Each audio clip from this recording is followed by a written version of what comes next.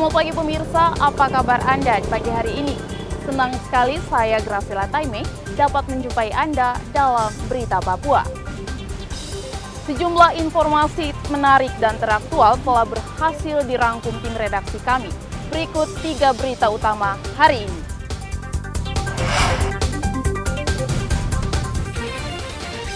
Pembunuh pengendara di Merauke ditangkap polisi. Motifnya kesal tidak diberi uang. Pura-pura mogok sejumlah pengendara di Merauke tetap ditilang polisi.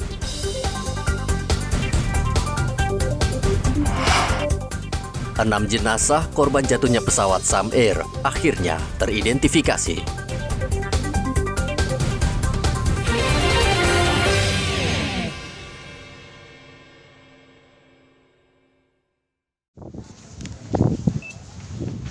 Polisi meringkus 3 pembunuh Thomas Remba, pengendara yang melintas di Jalan Cigombong, Merauke, Senin lalu. Ketiga pelaku ditangkap polisi di 3 lokasi. Pelaku menyatakan saat membunuh korban mereka dipengaruhi minuman keras. Pada pukul 20.30 kurang lebih, ini mereka minum di pinggir jalan Trans Irian Cigombong. Di pinggir jalan. Kemudian lewatlah korban. Korban ini mau menjemput istrinya, yang mana istrinya nelpon bahwa saya minta dijemput untuk pulang ke rumah. Setelah perjalanan dihadang sama 3 pelaku ini. Pelaku ini disuruh minum, ditawarin minum, tapi dia mengatakan saya tidak minum, saya mau menjemput istri saya. Dipaksa. Setelah itu tidak mau dimintain uang. Dimintain uang, uangnya tidak ada. Ya. Saya tidak pegang uang. Ya. Tidak ada, tidak diberikan. Mereka marah di situ. Nah, disitulah terjadi penganiayaan sampai dengan mengakibatkan meninggal dunia korban. Ya. Senin lalu Thomas Remba berkendara di Jalan Cigombong dan berniat menjemput istrinya. Ia dicegat 3 orang mabuk dan dibintai uang. Thomas melawan sehingga dibacok pelaku. Polisi juga meringkus Faisal, pelaku penjualan orang. Faisal ditangkap polisi di sebuah hotel di Merauke. Menurut polisi, Faisal sudah 2 tahun menyediakan wanita untuk laki-laki hidung belang. Perempuan sudah menuju ke hotel. Ya, korbannya ini. Berdasarkan hasil komunikasi dengan tersangka. Ya. Nah, tim Ausnal mendapat informasi itu langsung mendatangi TKP. Ke Hotel Corin ini. Sesampai di sana langsung ketemu dengan calon korban, ya, yang akan dijual ini, seperti itu, dan langsung diamankan oleh tim Ausnal. Ya, itu kronologis kejadiannya. Terus kita amankan, kita bawa, selanjutnya kita mengambil daripada tersangka yang melakukan transaksi. Setiap kali menjual wanita, Faisal menerima Rp200.000. Faisal kini mendekam di sel Mapolres Merauke. Ia diancam hukuman penjara 6 tahun. Muhammad Ridwan melaporkan dari Merauke, Papua Selatan.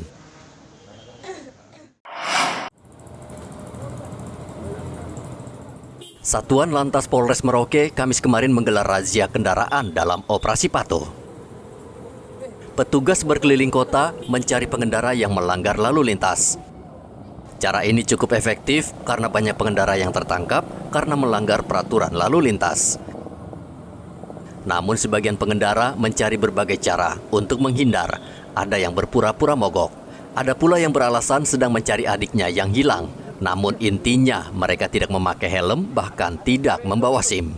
Polisi langsung membawa pengendara ke markas Satlantas Polres Merauke untuk diberi surat tilang. Jadi dalam pelaksanaan kegiatan operasi patuh, jadi sifatnya kita mobiling hunting, di mana pelanggaran yang kasat mata pada saat anggota melaksanakan patroli, sesuai yang sudah disampaikan 7 prioritas pelanggaran yang kita utamakan. Yang pertama itu adalah kasat mata sekali tidak menggunakan helm, terus pengendara yang berboncengan lebih dari 1, terus pengendara yang dipengaruhi konsumsi miras, dan pengendara yang di bawah umur. Operasi Patuh Kartens memprioritaskan 7 pelanggaran, antara lain berkendara di bawah pengaruh alkohol, menggunakan HP saat mengemudi, tidak menggunakan helm SNE, mengemudikan kendaraan tidak menggunakan sabuk, melebihi batas kecepatan, berkendara di bawah umur, tidak memiliki SIM, sepeda motor berboncengan lebih dari 1 orang. Muhammad Ridwan melaporkan dari Merauke, Papua Selatan.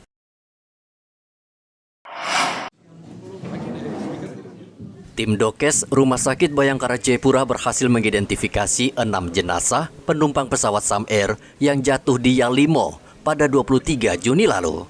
Kabid Dokes Polda Papua Kombes Naryana mengatakan seluruh jenazah teridentifikasi berdasarkan pemeriksaan sampel DNA yang dikirim ke Laboratorium Pusdokes Polri, Jakarta.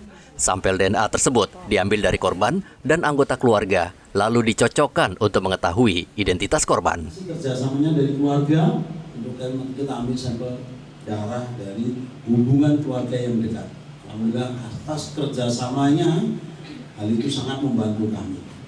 Kemudian dari data primer itu kami juga membutuhkan data sekunder. Itu saya juga ucapkan terima kasih pada keluarga yang proaktif memberikan informasi kondisi terakhir daripada korban. Baik dalam tubuhnya mungkin ada ciri khusus, mungkin ada bekas luka dan sebagainya, mungkin ada tato atau apa dan sebagainya, itu sangat membantu. Plus properti itu baju yang terakhir dipakai itu sangat membantu kita. Sementara itu Minarno, perwakilan PT Sam Air mengatakan semua proses penyerahan jenazah di Rumah Sakit Bayangkara telah selesai dan pihaknya akan memfasilitasi pemberangkatan jenazah sesuai dengan permintaan keluarga. Terima kasih kami ucapkan kepada tim DPI yang sudah sekuat tenaga membantu kami sehingga identifikasi daripada kru dan penumpang ini dapat terlaksana walaupun dalam waktu yang lumayan lama. Dan terima kasih juga kepada para kru kita dan para keluarga yang sampai saat ini juga jangan sabar menunggu atas hasil ini. Para jenazah ini akan kami pulangkan atau kami antar ke distrik Yalimo di Enelim. Ada empat orang jenazah. Untuk yang kopilot almarhum Levi itu memang dimakamkan di Jayapura ini. Sementara Kapten almarhum akan kami terbangkan ke Nabire. Pesawat Sam Air jatuh menabrak tebing saat lepas landas pada 23 Juni lalu. Proses evakuasi korban sempat terkendala karena posisi pesawat berada di tebing yang sulit dicapai. Arthur melaporkan dari kota Jayapura, Papua. Protes warga di Manokwari, Papua Barat kerap berujung blokade jalan atau akses ke kantor pemerintah dan fasilitas publik. Budaya blokade jalan sangat mengganggu warga karena jalan tidak bisa dilalui dan akhirnya pembangunan di Manokwari ikut terganggu. Kapolresta Manokwari mengancam akan menindak tegas pelaku yang berunjuk rasa dengan cara memalang jalan karena tindakan tersebut bisa diancam pidana. Apapun bentuk pemalangan yang mengganggu ketertiban umum itu ada pasalnya, itu bisa kita salahkan. Kalaupun masyarakat menginginkan ada sesuatu yang tidak pas dalam konteks mereka bermasalah di lapangan, jangan memalang. Lebih baik sampaikan kepada kami, kalau memang itu melalui kami bisa kami mediasi, kami carikan solusi. Hanya 2 yang saya sampaikan. Kalau memang mau mencari solusi, ya silakan datangi kami. Tapi kalau mau buat masalah, silakan juga. Kami juga siap dengan pasal-pasal yang sudah ada di KUHP. Mari kita bijak. Palang itu tidak ada gunanya karena merugikan masyarakat umum. Kalau memang tidak berkenan dengan situasi, lebih baik sampaikan kepada kami. Kami akan carikan solusinya. Blokade jalan sudah menjadi tradisi pengunjuk rasa di Manokwari, Papua Barat. Tidak jarang blokade jalan atau akses publik bisa berhari-hari sehingga masyarakat kesal karena aktivitasnya terhambat. Dari Manokwari, Papua Barat, Edi melaporkan. Setelah Presiden Jokowi, kini Wapres Ma'ruf Amin berkunjung ke tanah Papua. Selama sepekan, Ma'ruf dijadwalkan akan mengunjungi Provinsi Papua Tengah, Papua Barat, dan Provinsi Papua Barat Daya. Wapres juga akan mengunjungi Distrik Babo di Kabupaten Teluk Bintuni untuk melihat tugu peradaban Islam. Warga berharap kunjungan Wapres ke Distrik Babo memberikan dampak positif bagi kemajuan daerah pelosok. Saya bangga dengan kedatangan Wapres ke kami punya Distrik Babo. Bagi saya datangnya beliau ke sini dengan adanya kegiatan atau salah satu event yang akan beliau dengan beberapa jam atau detik di sini. Tetapi kami dalam warga Babo sangat bangga dan ingin kemajuan ke depan untuk ada perubahan dalam Distrik Babo. Wakil Presiden boleh ada di Distrik Babo, kami sebagai masyarakat merasa berterima kasih atas kedatangan Bapak dalam kunjungan ke sini. Dengan adanya kunjungan Bapak ke sini, mudah-mudahan ke depan distrik kami lebih berkembang, lebih bagus. Tata pemerintahannya apa segala macam bisa berjalan dengan baik. Pemerintah bersama warga sudah mempersiapkan segala sesuatu untuk menyambut kedatangan Wapres ke Distrik Babo, Teluk Bintuni. Antara lain dengan mengerahkan ribuan polisi dan tentara untuk mengamankan kedatangan Wapres. Topan melaporkan dari Teluk Bintuni, Papua Barat.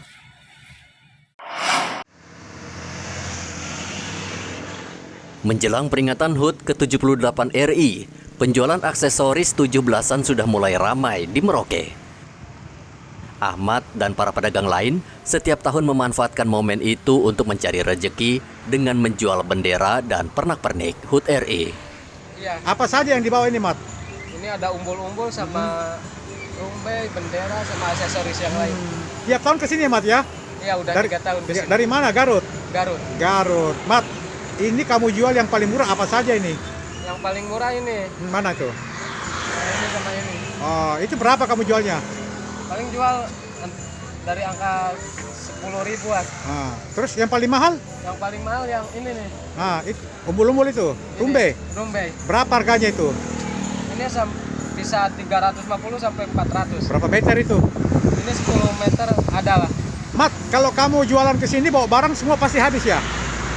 Ya kalau habis enggak pasti ada sisa-sisa. Pasti ada sisanya ya? Iya. Mat, yang paling laris kalau kamu jualan ini apa yang paling banyak orang cari ini?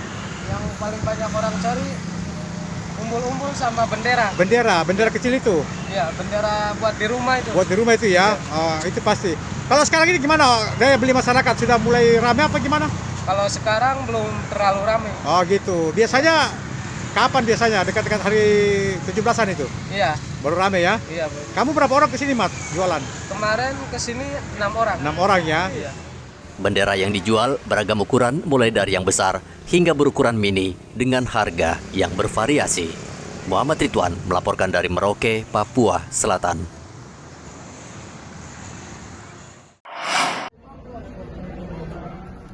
...784 jemaah haji asal Papua dan petugas haji terbagi dalam 2 kloter 8 dan 9 tiba di debarkasi Makassar.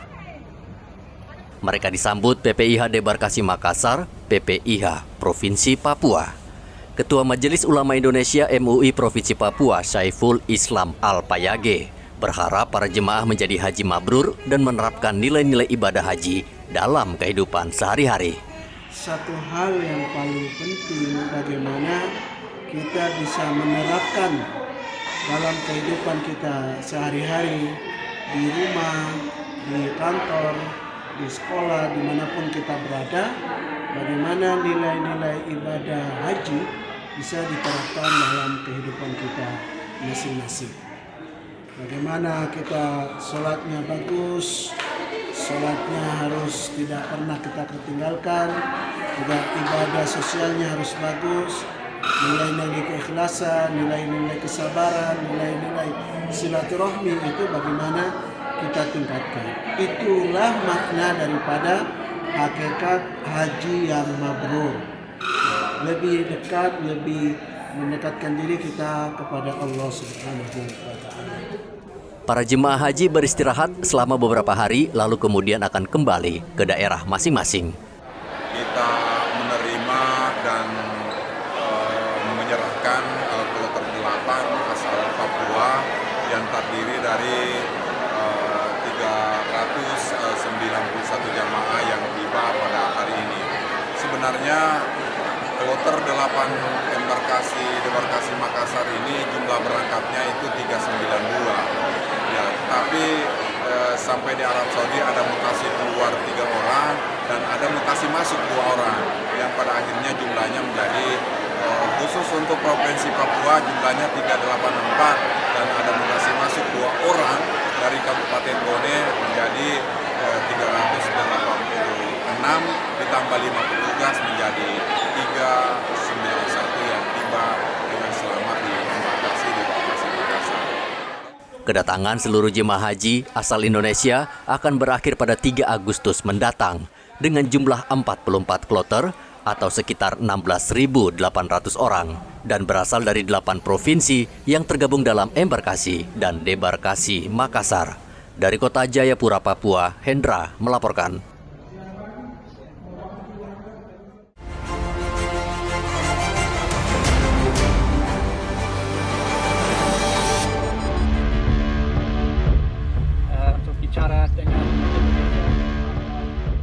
Presiden Joko Widodo menegaskan, pemerintah tidak akan tinggal diam dalam proses penyelamatan pilot Susi Air, Philip Mark Mertens, yang hingga kini masih disandera KKB. Jokowi mengatakan upaya pembebasan pilot Susi Air tidak bisa dibuka ke publik, namun ia memastikan upaya pembebasan terus berjalan dengan melakukan perundingan bersama KKB pimpinan Egyanus Kogoya. Pilot Susi Air Philip Mark Mertens sudah 5 bulan disekap dan disandera KKB. Operasi pembebasan sudah dilakukan namun gagal, begitu juga dengan upaya negosiasi yang melibatkan sejumlah tokoh.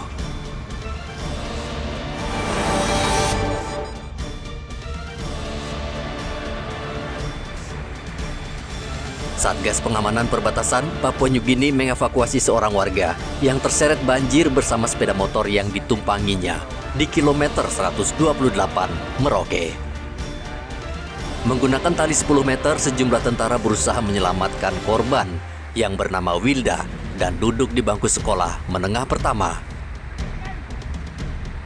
Evakuasi berlangsung 1 jam dan korban akhirnya bisa diselamatkan, namun sepeda motor korban tidak selamat karena arus sangat deras.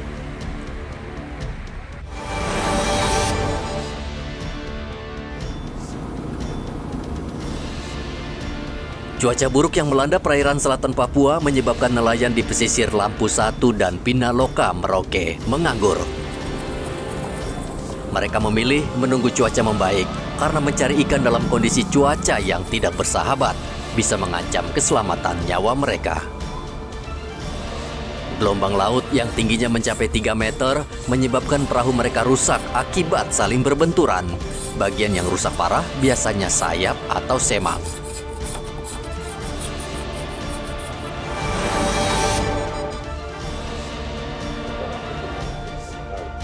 Polisi meringkus 6 orang yang diduga menganiaya warga di Jalan Pahlawan, Manokwari, Papua Barat. Ke-6 pelaku sudah ditetapkan menjadi tersangka dan kini ditahan di Mapolresta Manokwari. Minggu lalu 2 kelompok warga di Manokwari saling serang menggunakan busur. Akibatnya sejumlah warga, bahkan polisi terluka. Pemicu pertikaian adalah ulah para tersangka yang memalak dan menganiaya warga di lokasi. Tersangka berdalih tidak sadar karena dipengaruhi minuman keras.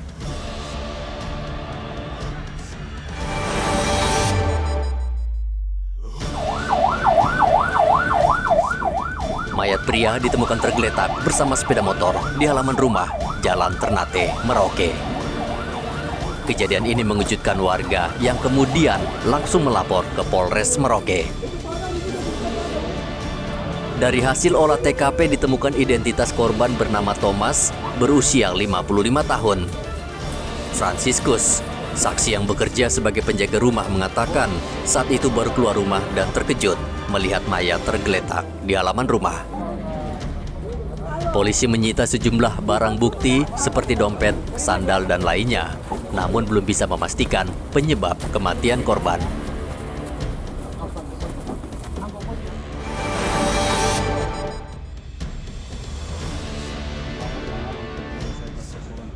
Kepolisian daerah Papua telah memetakan 12 kabupaten rawan konflik pada pemilu tahun 2024.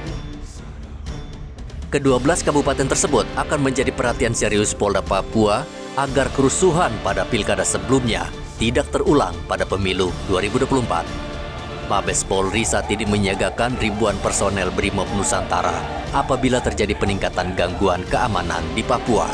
Sistem Noken adalah sistem memilih dengan cara keterwakilan sehingga satu orang kepala suku bisa mewakili ribuan warga memilih calon.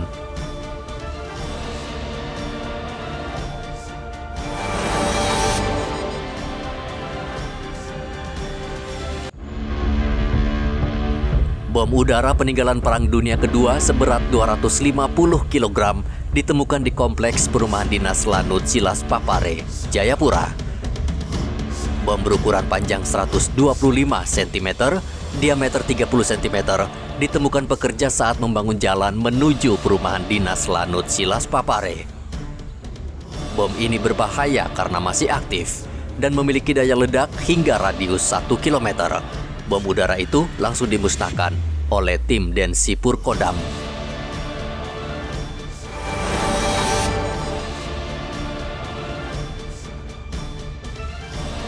Hutan bakau di kawasan konservasi alam Teluk Yotefa, Jayapura, kondisinya mengenaskan. Kawasan ini penuh dengan tumpukan karang dan batang pohon bakau yang ditebang. Kondisi ini bisa merusak ekosistem di Pantai Hamadi. Pemerintah Kota Jayapura berjanji akan menghentikan penimbunan batu karang di kawasan hutan bakau yang masuk dalam kawasan konservasi Taman Wisata Alam Teluk Yotefa.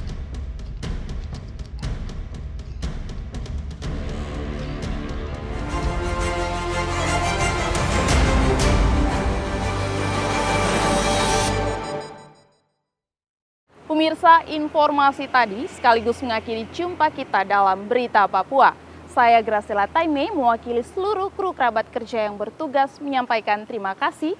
Selamat beraktivitas. Sampai jumpa. Wanyambe.